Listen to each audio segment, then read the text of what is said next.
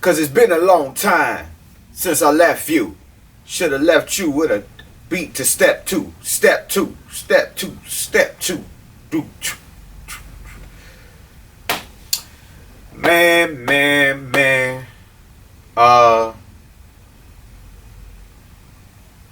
Look, guys, what's up? I am happy to bring you another movie review from Taz on the Reel.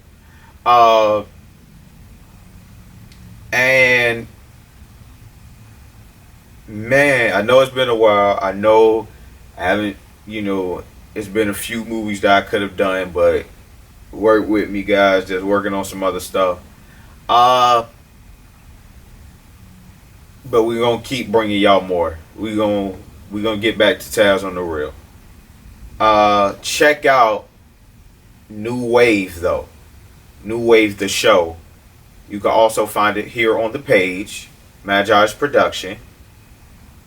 So, and if you're looking on Facebook, you can go to YouTube, Magi Productions, and watch the show, the full show. You don't have to get clips. You don't have to get snippets. You can get the full show right there, right then. All you got to do is follow. You'll get updates. You'll be following your man, Taz. Like, share, subscribe. Come chill with your boy. But we not here for that right now. What we here for is this Coming to America review.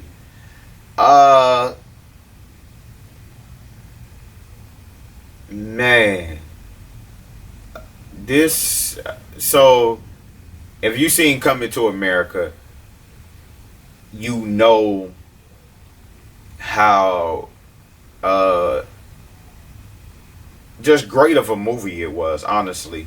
It was a parody type movie, just something comical for Eddie Murphy to do in the realms of being a prince, right? And if you haven't seen Coming to America, please do yourself a favor. Go watch that movie. It's been 30 years. Go watch that movie. It's been 30 years. You had 30 years to go sit down, press play. I don't know what you're doing. But if you haven't watched it, go watch it. Come back, watch this review. All right? And then go watch 2 so you can watch this review also. Like, just go watch the movie so you could come back and watch this. Okay?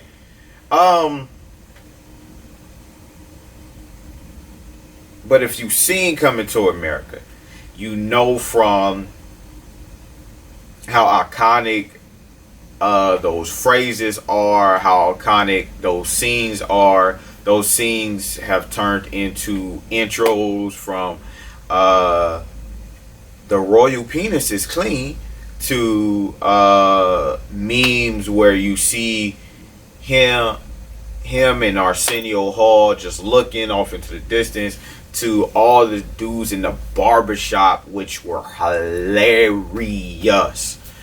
And you see just how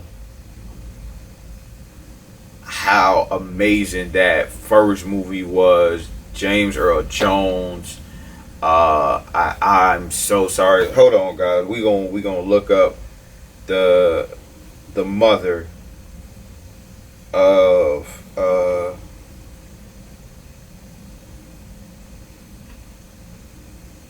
let's go ahead and we gonna look up mom right now, because I refuse.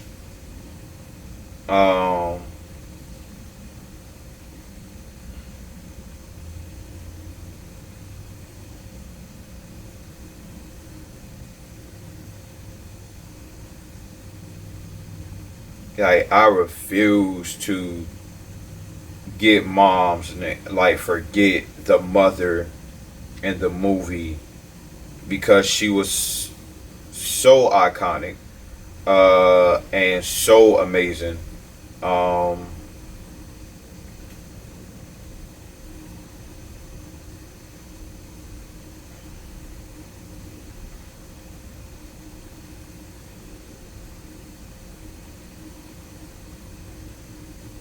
Margie Sinclair, or Mage Sinclair.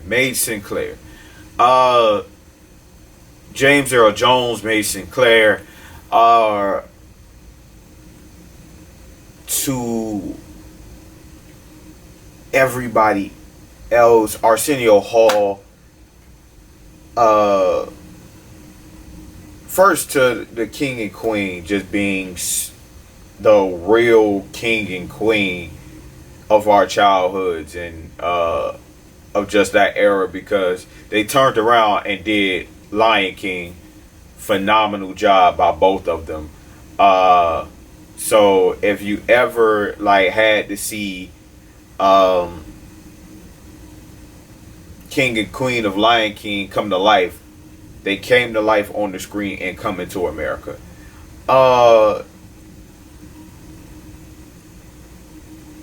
You had Zamunda was probably like the first Wakanda. I don't even think I'm stretching it with that. Zamunda was our first feeling of like Wakanda. Of this is our place, this is our home.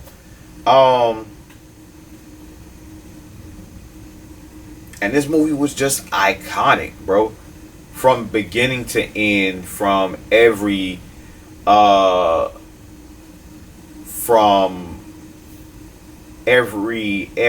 character that Eddie Murphy and Arsenio Hall did, to John Amos, to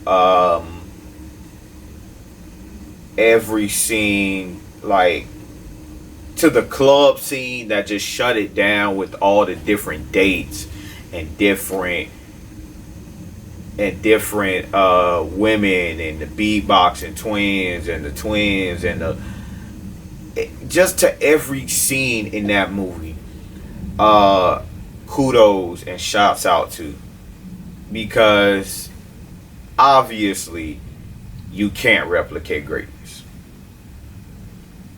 Coming to America, the sequel did not live up to Coming to America.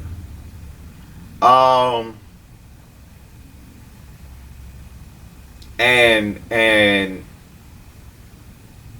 I didn't think it would have. It's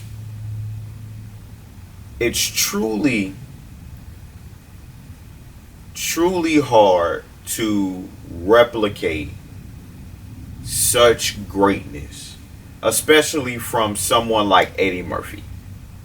Like,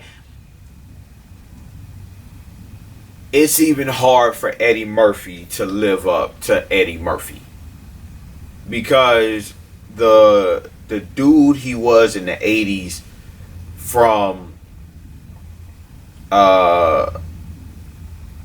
Kindergarten Cop to Boomerang to Coming to America to even later in like the 90s, where he did The Nutty Professor, Vampire in Brooklyn,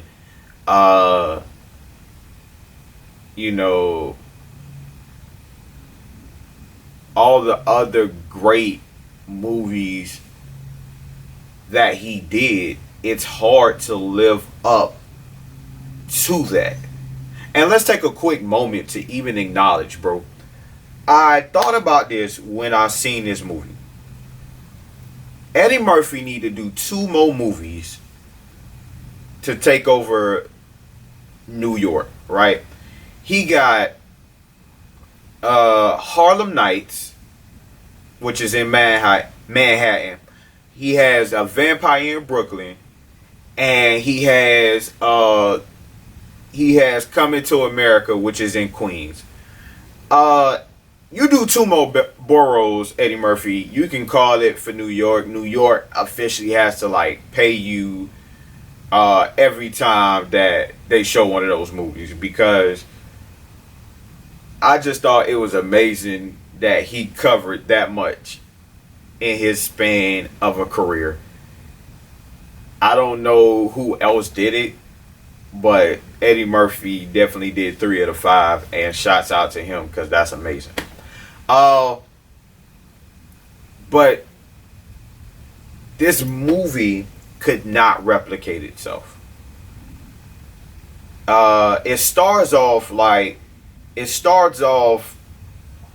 with showing, the kingdom, and it zooms in, it just flies over the land, and it wakes up the king and queen being greeted by family, and you already seeing the rose bearers. The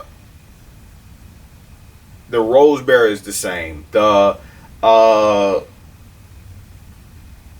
attendant to the king and the prince is the same.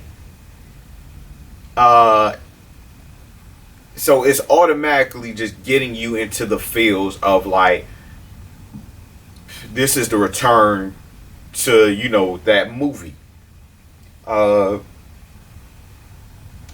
It does the little pan of where it shows all of the pictures and iconic like scenes from the first movie, which kind of gives you chills. They look beautiful in those pictures. No matter how long the movie was ago, they look fantastic in those pictures. And then you see them mature, you see them age, you see that, and the movie automatically hits you over the head with boom, like the first take, like, okay, let's go back. McDowell's in Africa, McDowell's in Zamunda, like that was, and that's bad, but it automatically follows up with cheesy. Then they then have a scene where he's fighting the daughters, and then after that it's like he's being reminded that he needs to have a heir to pass down the throne to, because he only has girls in this movie.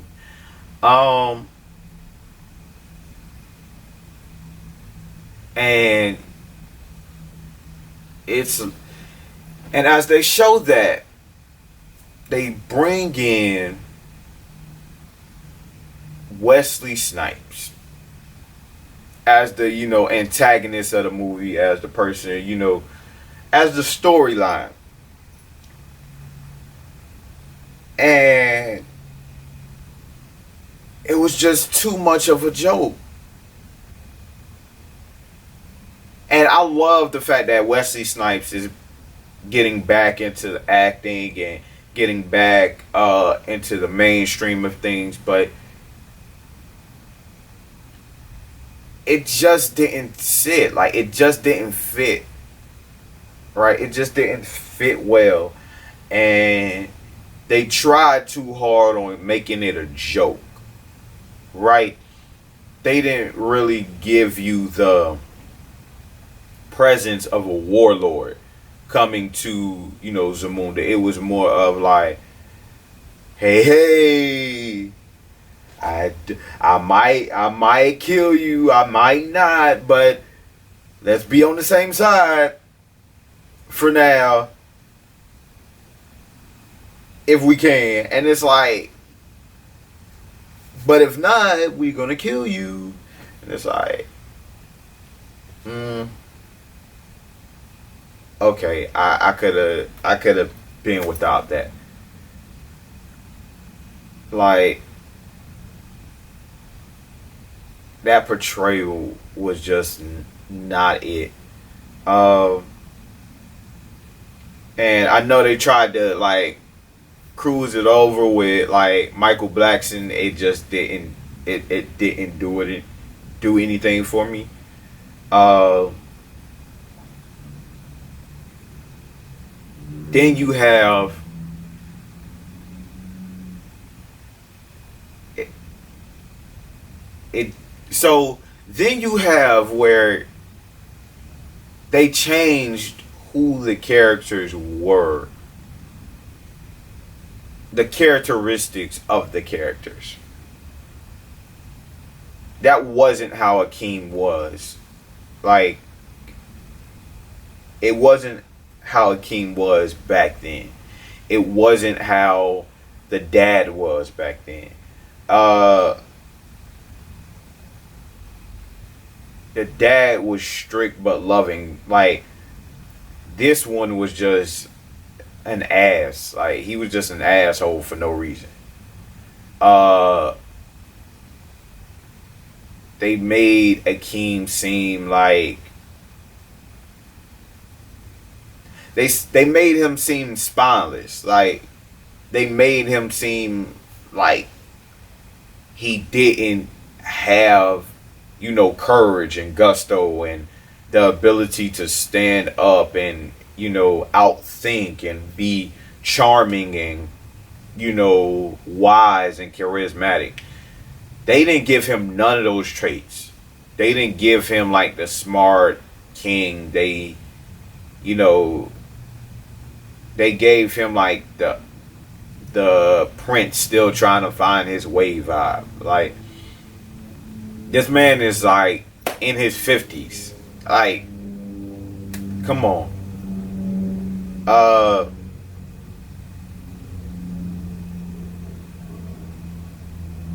One thing I do give credit to this movie for, though, when James Earl Jones was dying, and they needed to, and he said, "Hold, give me a funeral. Like, give me my funeral now."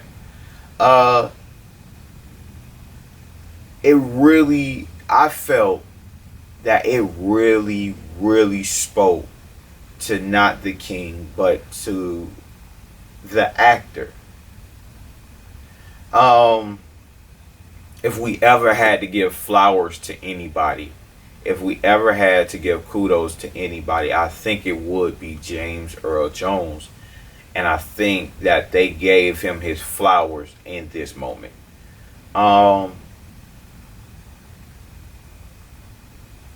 He should be honored and introduced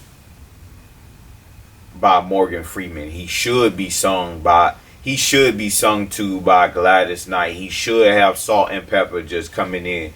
He should have dancers everywhere. He should, like, the things that were done for that funeral in that moment all truly honored who I felt like James Earl Jones was to us. Such a powerful and such a iconic, such a just presence, such a presence on screen that he deserved that type of funeral and that type of acknowledgement. So I like, hats off to that part in that movie because I really enjoyed that. But they then turned around and trashed that, and I don't know what character the priest was that Arsenio Hall played. I don't know what they were doing. I don't know how to feel about that. It felt crazy. It felt crazy looking at that. But it didn't add. I don't know if that was the essence of the movie. Like, that character was the essence of the movie. Confusing, kooky, out of place. Just that character embodied that movie. It was a part of that movie. And that's what they did. Like, these are the things that character just threw it off. And it was those things that just tried to, them trying to get back into different characters just kind of threw the movie off for me. But when that character came and the priest came in and said, yeah, you got a son, is that they're back in Queens, the movie then keeps further spiraling down.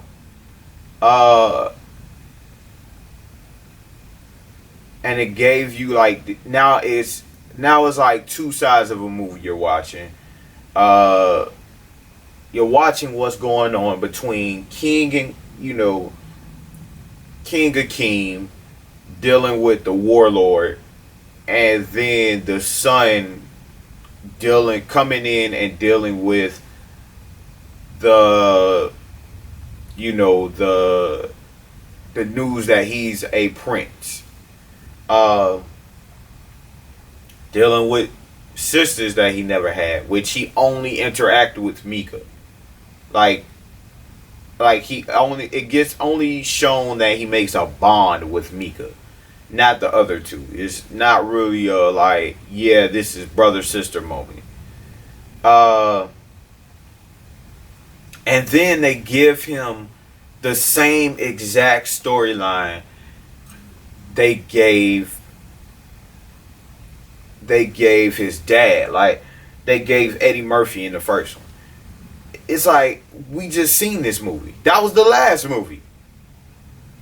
We didn't need another. Like, we needed to bring something fresh about what we didn't see. Not the same thing that we already seen, but older. That's not the point.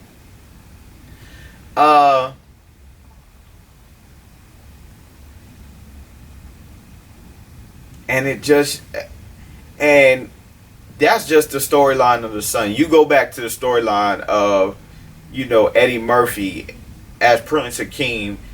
It just throws you everything, every little thing, and every little detail that happened in the first movie. I could have did the movie without you trying to alter what happened in the club. And shouts out to the CGI and effects, because they almost look like they were still at that age, like they were still in their 20s and early 30s. I think they were in their 20s, early 30s during that movie. But shot out to the CGI, because that was crazy. But y'all destroyed like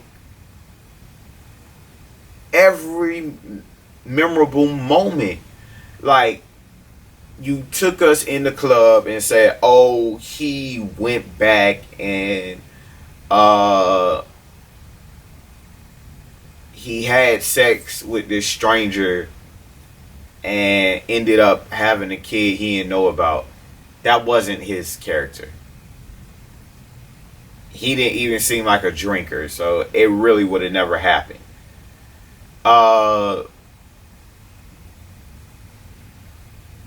Or somebody who goes back to somebody's house like that. It wasn't happening.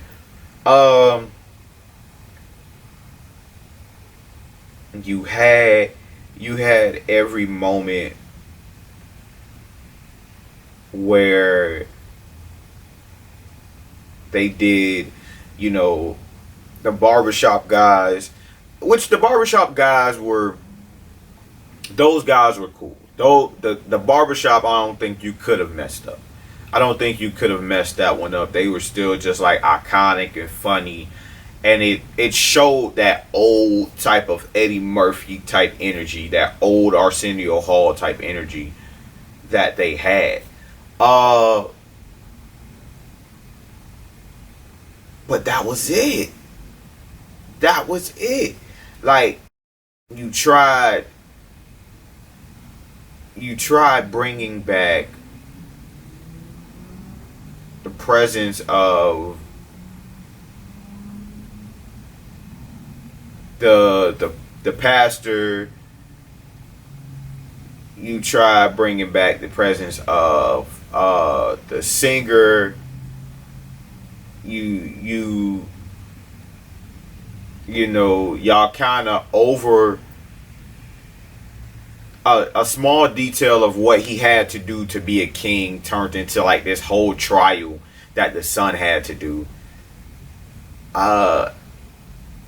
Like, y'all made him into this nerdy, quote, quirky, uncool dude. Y'all made him a sexist. Like, that was, I don't think the character we had in the first one was way off map from the one we have now.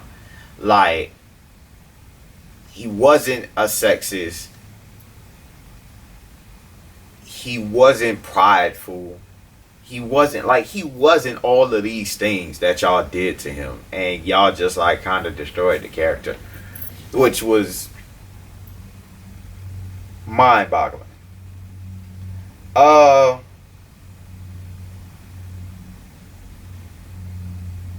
And it hurts to see because Eddie Murphy was always, and just think, talking about Eddie Murphy. Eddie Murphy was always cool, charismatic, always in charge, always like suave, always just the smooth talker, the dude. Like, he was always that type of dude. He was always funny. He was always on mark. He was always on point.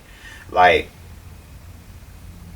and to see him off point with this, and I do not get it.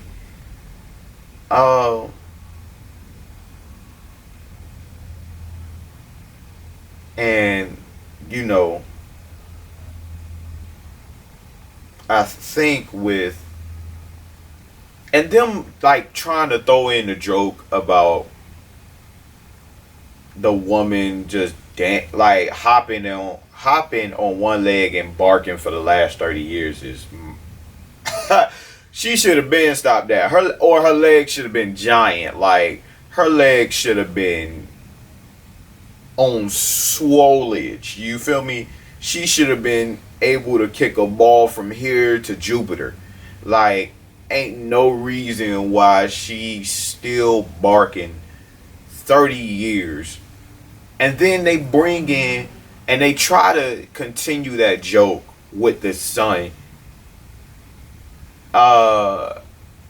With the son doing that with Tiana Taylor. And she just like, he's like, okay, just wait here. Okay, I will wait here, my prince. And she just waits there. Like, that joke wasn't, like, it was okay in the first one. It didn't pull it off in the second one. Like, it didn't pull it off in the first one. It was okay. But in the second one, it's definitely not pulling it off. So, and the cameos, like, I could have did without Rick Ross, Rotimi, Tiana Taylor,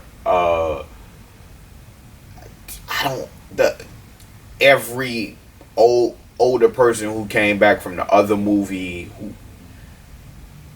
It was crazy. Leslie Jones. Now, one thing about Leslie Jones, whenever she touches screen, and I don't care what you all have to say about this or whatever, she plays her role and she plays it well. Leslie Jones did exactly what she needed to do as that mom, as that, even though it's not the role you wanted Leslie Jones to have, as the mother to have, right? You wanted the mom to be a more serious tone. Maybe we fell in love while you were trying to find love. Maybe you were torn between the two of who should, and we never got that story. That would be a better storyline to what they gave us in this movie.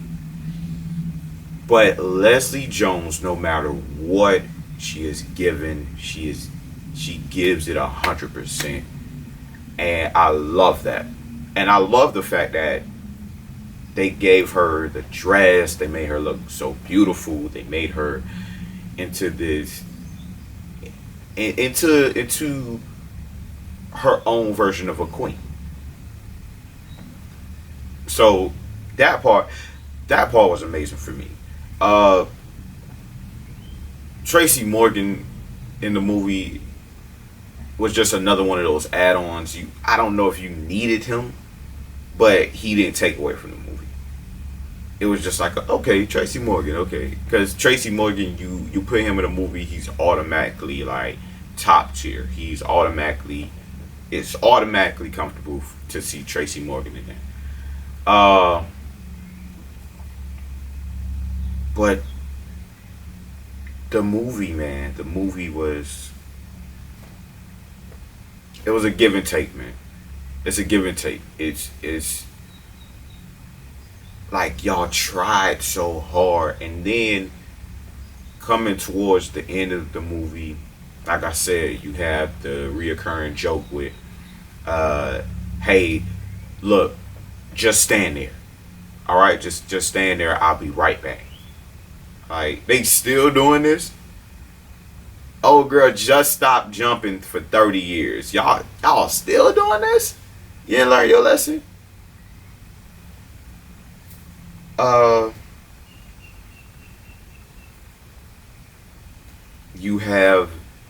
You have it where it's just so many things in this movie, man. There's so many things that, like, nah. Like I said, you have it where the son is going through the same thing the dad is going through, and they have their wedding with the pastor, and that was just like such a copy storyline that you just already knew how it was going to end. They go back to Zamunda to go ahead and have the wedding. Then you get the ending you expected. Like, okay, let's have a change of heart. Let's change the kingdom. Let the woman become queen. Let him become the American ambassador. Which, that felt like a real Wakanda scene. Like, that felt like the end of how the Black Panther happened. You have T'Challa, he becomes the king, and Shuri, she becomes the American ambassador with the embassy, the Wakanda embassy right there, in the streets of New York.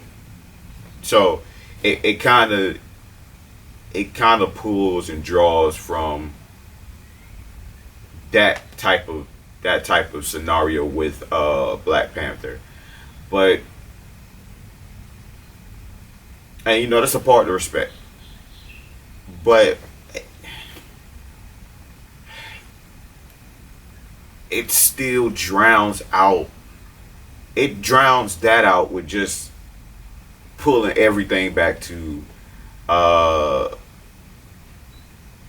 old singer Eddie Murphy used to be, having the twins come back and rap. Oh my goodness. That was crazy. What else? We had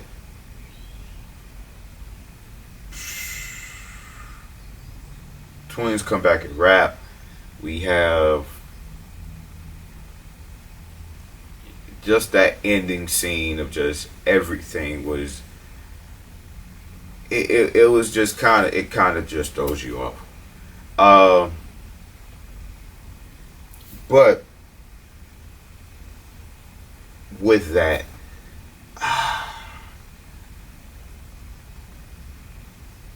the movie was okay. The movie is, if you have not seen the first one, it gives you a chance to look at this one by itself and say, okay, it wasn't bad. But if you have seen the first one, I'm sorry, guys. I'm sorry. And it points itself out. It tells you in the movie, like, not sure why they doing these recaps. Not sure why Hollywood seems like they don't have new movies. Not sure why. Like, it tells you in the movie. It breaks that fourth wall. And y'all didn't listen. Y'all did not listen to that fourth wall at all. But, you know, with that and seeing those characters and seeing the barbershop guys, it lets me know that Eddie Murphy still has that type of funny. He's still that type of hilarious. Like, he still has that type of charisma. And that's what I really want to see more.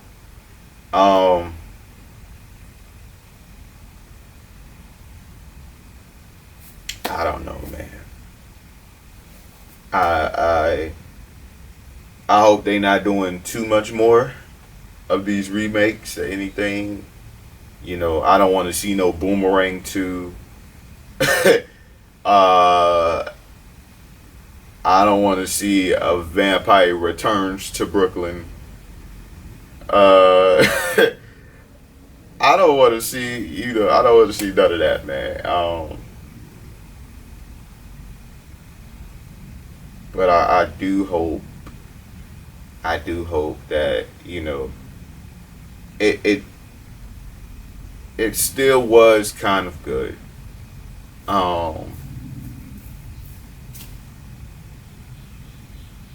And if y'all really do want to do a remake of anything, do the Nutty Professor, please, because that's always gonna be funny. I don't think that one you can mess up. But yeah. So with that, you already know. 5 out of 10. 5 out of 10. Maybe a 6 out of 10. But that's where I'm leaving it. Definitely room for growth, but not the worst. So, thank you for watching with me. Thank you for being here with me. Remember, go check out everything else on the page. This your boy telling you to like, share, subscribe. Do everything you can do. Comment. Do all of that. I'm here. I'm real. This real. And this is Taz on the Real. It's been a Magi's Productions, baby. Thank you.